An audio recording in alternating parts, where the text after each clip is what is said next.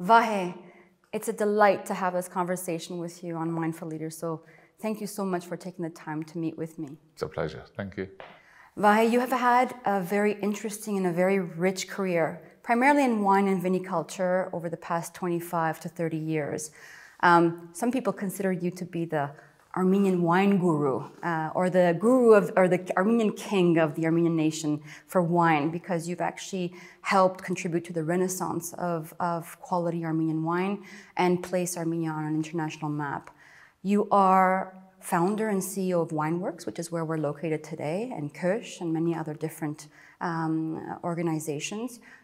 Since your permanent move to Armenia in 2009, you've actually led and founded or co-founded numerous important projects, some of which I would like to mention, like Impact Hub, like EVN Wine Academy, and even being a board member of the EVN Report Magazine. Earlier this year, however, you kind of took a different turn. You actually were appointed as advisor to the President of Artsakh in economic development projects. Quite an important yet challenging role. Tell me what encouraged you, what nudged you, what triggered, what happened for you to actually take on this role? Thank you. The reason I took that was very personal. It was, of course, it wasn't a career move because it's not a paid position. So it's because I felt honestly that the war had affected a lot of people, my family, friends, and I found that while everyone's intentions were good, not too many people were able to do anything. And I was in a position that I could. So I offered, because my daughter had started the day-to-day operation at the winery, so I had some liberty of time to be able to dedicate to doing work in Artsakh, which was much needed. So it was a personal thing, and it was a soft way of going into an area and a territory that I always wanted.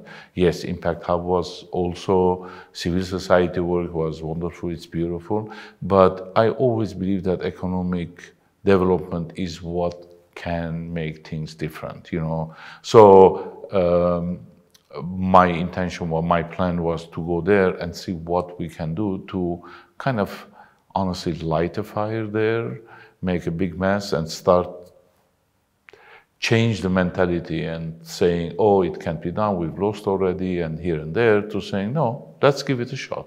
Let's see what we can do. And that was my idea of going forward for Artsakh. Very interesting. You know, many people actually have a hard time transitioning careers or changing paths in their, let's say, professional journey because, and I don't know, they have the fear of change or the fear of the risks that's involved. You know, you seem to have a personality that is, you know, that enjoys to be daring, you know, has enough confidence to be able to make these kinds of changes in life. And even though you know the risks and you calculate them, you still are very, like I said, daring. You know, is this something that you feel that was innate? Is it something that you observed as a child and, you know, growing up in Lebanon? Where does this courage, perseverance, and sense of daringness come from? Good question. I think it is innate. It could be also learned in the sense that once you do it once or twice, then it becomes second nature. Then you almost look forward to it because you get a high from, I get a high from change, you know, and the learning curve is bigger, let's say, if you're doing something new.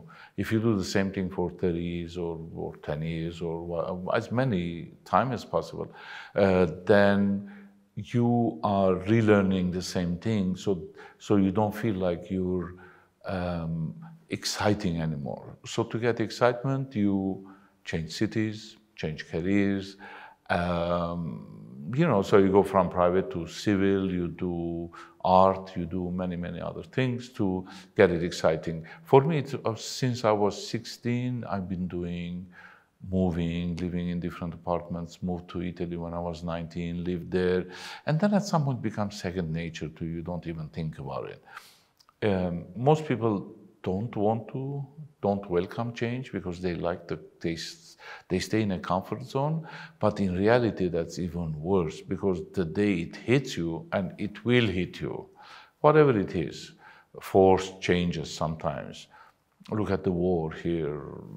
Let's say the genocide in a very extreme example, the war in Lebanon, the explosion, just name it, the global warming now. So if you're not adaptable, if you're not very adaptable, then it will be really hard when it happens. So it's better to do it over time, and you get learning. You know, tomorrow I want to go to Kazakhstan, I have zero problems. Yeah. I know where to go, start immediately, how to, because I've done it so many times in so many apartments, in so many cities, from Italy to the Bay Area and to Armenia, a few places.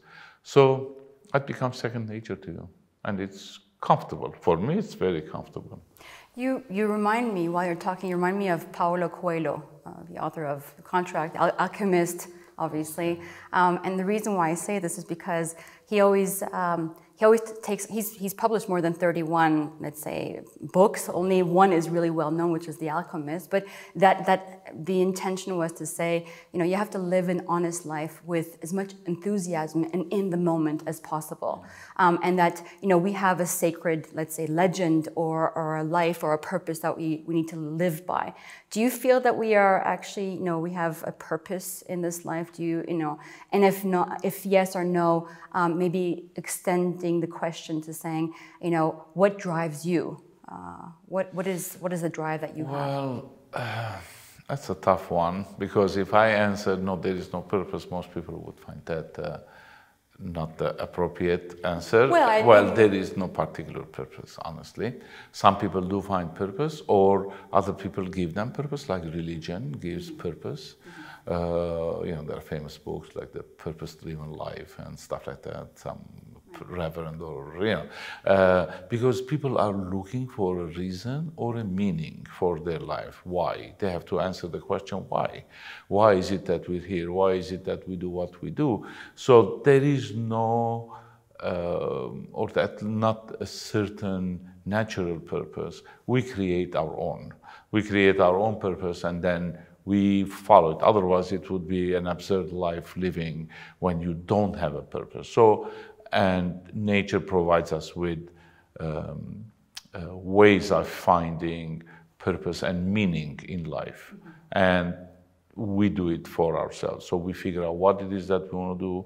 And for the most part, it is helping others. It's living in a community, not being solo, and we derive energy from people around us, and making things better for your family, for your friends, for your society in general is a big enough purpose to continue to propel you in life, your day-to-day life.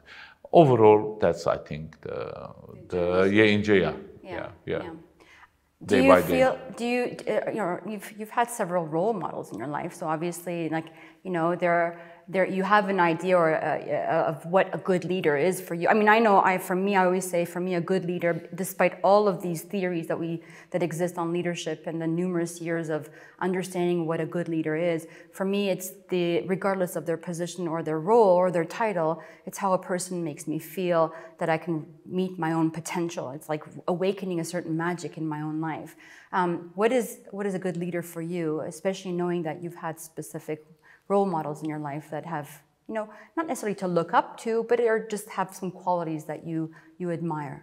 I find that true leadership or good leaders usually rise from the common ranks. They're not particularly the most educated or the most privileged and whatnot. It is the ones who, in times of difficulty, they have figured out, and they have been brave to say, I will stand my ground, I will not yield, and I will go until we can figure it out. And a lot of times, it is those quiet moments that a leader has to pass on by himself. Because, you know, if you're a leader, you know, sometimes you lead by committee, one helps the other, but in general, in difficult moments, you have to be alone. And a lot of times it's self-reflection of the moment that makes you think, okay, I have to suit up one more time, but I have to make it feel so natural that people around me think this is, you know what I'm saying? It's like you are, it's not superficial, you it's lead authentic. because it's an instinct for you to lead, not because you want to look like a leader, but you are a leader. And a lot of times it's, you have to rise for the occasion. And it's a tough one because, you know, because we have our fears and everything else that, you know, limits us to live our full potential. And by living full potential, we have to give hope, to be next to them, fight with them, and not, you know. So that's innate, but in many ways you can also teach yourself and learn it. Yeah. Okay, I'm going to turn to your family history. Obviously, I always talk, and I always like to ask people questions about their family history because, you know, it's the connection of, you know, how a leader perhaps can be connected to their past narratives and stories, not just of genocide, but overall their history in general. Your case, your mother, Siranush, her family, they're from the region of, or villages around Sasun, Azaz, Sasun, all that area. And your father, Levon, and his parents, remind me of the names. Kilis? No, Georgi. Georgi is the grandfather. And Sevgül, Ovsanna, sorry. And Ovsanna, the grandmother. They're both from, both from Kilis. Kilis, right about, yeah. You really did not grow up knowing much about the traces. I mean, you heard some things because you knew, for instance, that Levon, your father, had, before he was born, had two sisters, during the genocide, had died from illness. You know also that your father, Levon, had also a brother who was also in the shuffle of a deportation, been lost. So these are things that you knew, but despite the fact that Ovsanna, your grandmother, lived with you, it wasn't really spoken of. You felt something off, and you learned more about your history, not your personal history, but the nation's history through, you know, maybe Vahe Keushguerian College in Lebanon, or the school, or the church. Tell me, you know, tell me more about what you think you know about your own history, and tell me what self-reflections or sense-making you've done for yourself in connection with your memory of the genocide. When you're a child, certain ideas grow on you and they stay with you for a long time. Mine was around probably the 60s. I must have been, you know, 7, 8, 9 years old. And my father, like many other families, kept looking for this lost brother. Because whatever it is, you always hold hope. And somebody would say, and he was spotted, or someone similar who came from the same village and had similar, let's say, the narrative of having brothers or sisters. And they thought he was in Greece. So they were like, they write to church in Greece, there's this guy, and you know, do you know someone with a certain name and whatnot that was lost and, you know, kind of orphaned during the wars and the genocide. So that for a young person is very impressive in the sense that it makes a big imprint on your mind, that people can get lost, that there is something heavy like a genocide, and some kid will forever be gone, and that kind of stuff, you know, and the family will look for it. And I'm guessing because of it, our families in general don't tell the stories, perhaps not to impress kids or scare them. So we didn't speak there wasn't much talk, except a few things that, you know, were spoken. But in general, we didn't go too deep into family history. Another interesting tidbit that I recall was family Bible, where I might have been accustomed, where every birth and death is recorded, you know, there's a record on it on this day. And one of them was, for example, another brother that we probably had that didn't make it after a couple of months or something. So Hovannes was his name, born and then died after a month. So we would look at the Bible because for us it was unusual. It was leather bound, you know, every marriage, this guy got married this day or whatnot. So that gives us a little bit of a background of where we are. On your question, how it affects, it kind of shapes us in many ways, because sometimes I think, like I'm guessing a lot of people do, is what would have happened, assuming that I would be born, but the odds that I would have been born in Kilis was almost non-existent.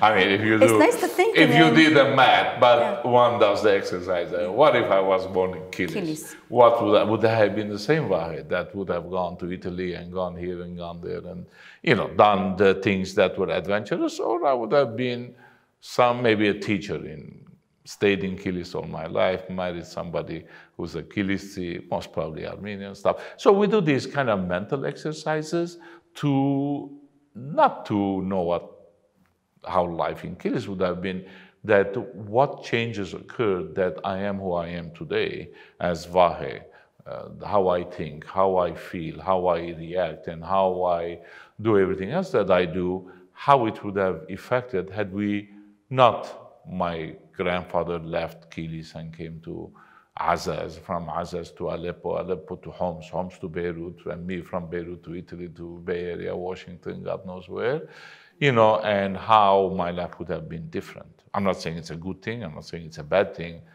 But these are things that you think about. It's a thing, you know, that it happened. So we wonder those things, you know, and yeah. No, but it's important because you did mention when we had met a few weeks back that, you know, you tend to have a chance to have self-reflections, and I think self-reflections or analysis or even a sense-making process helps you understand not just your past but who you are today and what you actually are looking into and how that you carry with you. It's not that you're looking in the past because you have to sit and cry for the past, but what energy do you acquire or gain from knowing that through the chaos something beautiful has arisen? How does that resonate for you? Well, for me, it resonates the following way. You look at it, let's say, for me, it wasn't as traumatic as it would have been for my father or my grandmother or grandfather. You know, they lived a much bigger one. We got passed on through wisdom that they shared. Be careful, don't do this, don't, and, you know, because it moves on with you and shapes who you are. I think it shapes how you think, how you empathize. For instance, could you give examples for you? How do you think it shaped you? Well, it gave me a different outlook in life. Basically, I use that as a building block. Yeah, not to dwell on it, but to shape what I do in the future, the mobility that I have, it comes from there, you know, how we move around, how we feel comfortable. For me, it has shaped in a little bit different way that because we have kind of survived it, there is a feeling that you want to also pass it on, that you need to be helping other people the way we were helped, perhaps, you know. So we are there. More human, yes. Yeah. Yes, I am first a human person, then an Armenian. This is very unusual. For most Armenians are Armenian first, and then, you know, the Uber alles, we are Armenian. And for me, it's like, yes, we're a human first, because it's a huge community, society we live in as humanity, and we need to make sure that we don't forget that. And you felt also that this also can help us also contribute to humanity in a different way? Absolutely, yes. Tell me how. Absolutely, it does. Because of the memories we have, the experience we have, the cultural wealth that we have created over millennia, you know, over centuries and millennia, we can't just keep it, we have to share it. And that's because we find it beautiful, and we feel that Others might find it beautiful to the same way we find beauty in other cultures. And we need, the only difference is that ours is a little bit longer. We're more people of the book, if you will. Most of them have perished. But we are still, Armenians, are still going strong, We don't know our final destiny, but it looks like we hung in there, we survived, and now it's time for us to thrive and bring out that, mostly the cultural beauty that we have, that we have enjoyed, and we take it for granted, Do you feel that's enough, though? It's the cultural aspect? I mean, considering you now live a lot of your time in Stepanakert, so you also see and feel it's not just a cultural matter, obviously. There's how do you actually help raise the bar or see the future in a productive way when it just feels like compounded trauma, back to back, Yes. Well, I think it is, it comes from a feeling that you want other people to share the experience that perhaps you have had, not the same experience, but there's beauty in life. A lot of things are beautiful. Everything is beautiful. And a lot of people, because of the difficulties that they have seen, lost family members and whatnot, you can't take that. It's not that simple, But at some point you recover, and all it matters is that you see the beautiful things in life, or you see the beautiful things even in difficult times. So a lot of times that is missing, so people don't know what's the reason for them to keep going, And this, seeing beauty in not only in art, but in people, in society, in human nature, makes you believe that there is a reason of some sort, that it's to wake up one more day and today will be better. All we care now is the day we are living. Today is the most important day. Tomorrow will come, and it will be as important a day. We can't look too much, and we shouldn't look back, except to learn some things, perhaps for fabric. I believe all of the memories that we've had until now is what shapes us, how we think, how we react, how we reason, and that's how we are shaped, the colors and the memories that bring us forward. And do you feel that, actually there's a question that came to mind, but now I'm going to think about asking about Amy and Luca, your twin children, young adults now.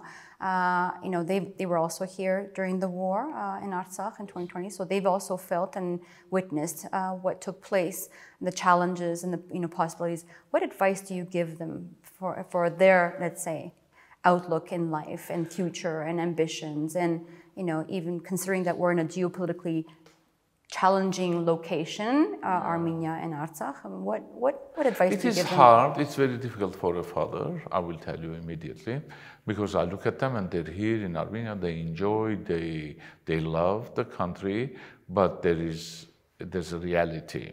And we do discuss during dinners, and I always emphasize any time that they feel that they want to make a move, they shouldn't feel that I'm keeping them back here. Yes, absolutely. Because it should be their choice, not forced upon them, but out of their own choosing. Because my life is very different than theirs. They have to form families, have children, and so on and so forth. So it is very important for them. But I'm sure they are looking around and say, what if I was back in the States? What if I was in Maine, in California, in here, or in France? But they chose to come here. They chose. They're out of free will. They are both free will. Yeah. Part of it because they like the energy. Part of it is because I'm here, of course. I mean, that makes a huge difference. A lot of times because they can do their interests here. Armenia offers a lot.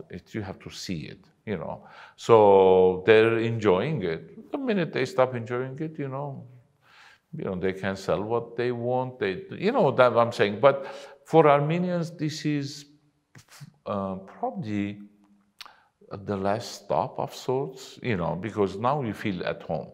We lived in Lebanon, and we were a guest there. We lived in Syria, we were a guest there. In US Italy, is the one that comes relatively close to, not that you feel at home, that no one feels at home. You know, I mean, the US, it's like everybody's an outsider. It's a very, what is it, a few hundred years old country. You know, it's not like, you know, has a 7 or 8 or 10,000 years history of, you know, of the same land and the same soil and the same rocks and stuff. So for them, it's relatively new, but they can do, you know, there are, I sometimes think, oh, what would I have done? You know, Australia is one of them. It's kind of a young, energetic country to do. Not for me, but for someone who's just starting, perhaps, you know. But you do feel at home here, and I do feel at home. I have a little bit of a kind of a luxury of taking a break, not intentionally, but because of work or family. I travel a bit, you know. I go and whatnot. So, but still, this is home. This is home. Yeah. What I think my last question will be: what would you tell young Vahe if you were facing the 16-year-old Vahe, the photographer in Lebanon, you know, or the 22-year-old Vahe who was in Italy, you know, trying to start off a business? What would you tell your young self? I would, coming from my experience, I would tell not to be afraid, to take the jump. Nothing is going to happen. Nothing is going to go wrong. And life is about learning. It's not about just keeping what you have. It's acquiring more, not in property, but acquiring more knowledge, more experience, more feeling, loving, and doing things passionately, you know, and not be afraid of failure. We're so afraid of failing. Well, and it is, yes. But so what we do is we don't do things because we're going to fail. Of course we're going to fail, yeah. But that's how you learn. That's how you go forward. And honestly, as you go forward, you fail less. Or I would say you fail less dramatically. You know, failures that you do at 21 or 22 or early on in life, those are major ones because you don't have a reference point of failure. Now, if you fail again, if you've gone bankrupt twice, the third time is not going to be so dramatic because you've already recovered twice. I'm bringing a very deep example, let's say, you know, those. But other failures in college or career or being fired from a job and whatnot, just because you do it doesn't mean you did something wrong, because a lot of people around you have their own issues, their own problems, and it reflects on you of what they do. I would say be gutsy, be bold, and go for it, and not be afraid, you know. And one last thing I have noticed, that a lot of times you take a journey and you feel you're alone, but along the way people join you. It is amazing.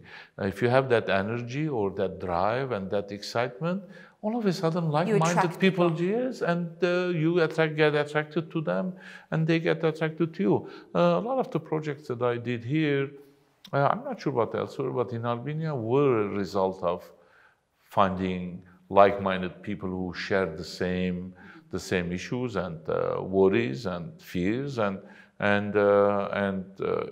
problems that we saw, and we solved them together. And that comes from you know, just doing that jump, putting your foot out and hoping that it's gonna land on a rock. You know, so. as opposed to a deep gorge or something. Vahe-jan, thank you so much for taking this you. time. That was always lovely. An inspiration, always great energy. I really appreciate it. Thank you. That was lovely. Thank you, Lara. Thank you, Vahe. Thank you.